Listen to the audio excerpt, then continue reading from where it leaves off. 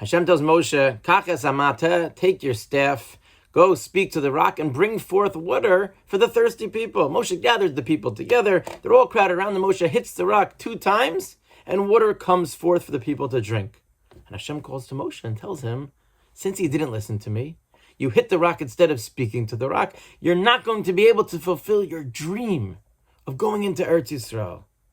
Perhaps there could be no worse punishment for Moshe Rabbeinu. But the difficulty is glaring in the narrative.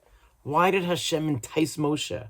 Why was he told to bring the staff if he wasn't supposed to use it? Interestingly, Hashem tells Moshe, Kach es hamata, with the hey hayediyah. He didn't say take a stick. He said take the stick. It seems to be a reference to a specific staff, a specific mata.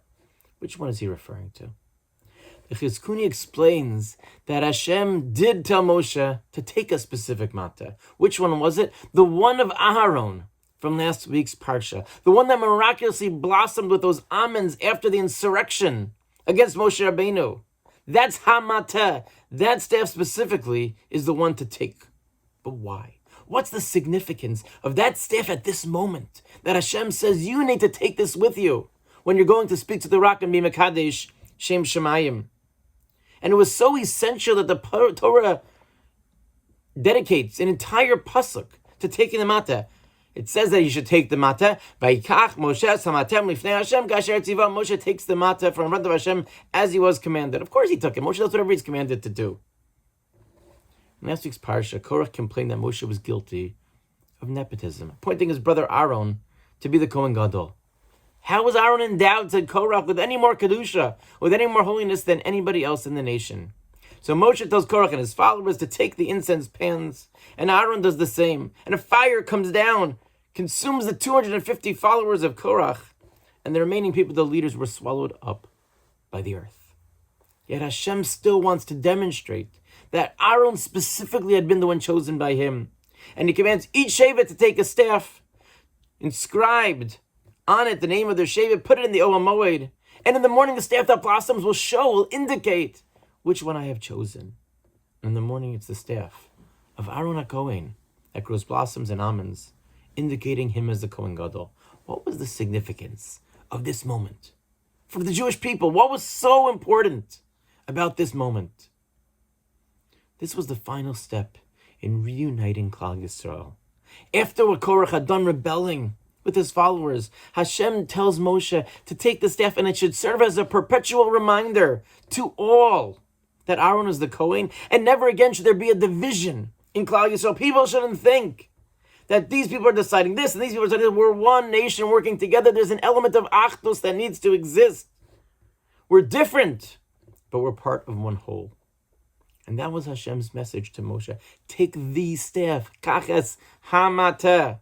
It should remind you of the oneness, of the unity of Klal Yisrael. It's not easy facing the constant complaints of the nation, of the children of Israel, but the Mateh is a reminder that the job of the leader is to figure out how to preserve the unity amongst the differences.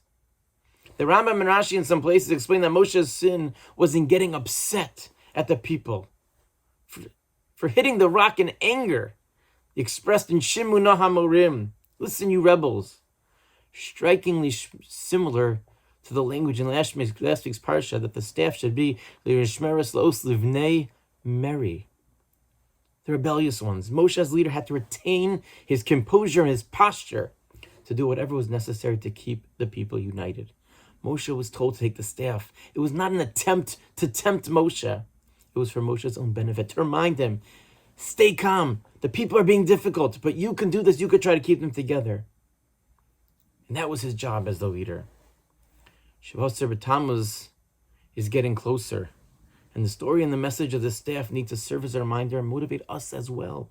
Chazal explained the Beis HaMikdash was destroyed because of sinas chinam, so to rectify it and to rebuild the Beis HaMikdash requires ahavas chinam, just baseless love.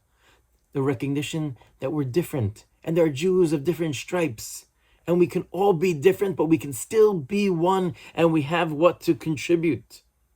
To remember the mata, we don't want to highlight the differences, but we want to make sure that the differences work together to make us into one strong nation. That's the lesson of Moshe Rabbeinu. That's the lesson of Kaches Hamateh. Kadosh Baruch Hu doesn't try to set us up for failure, but he tried to set Moshe up for success.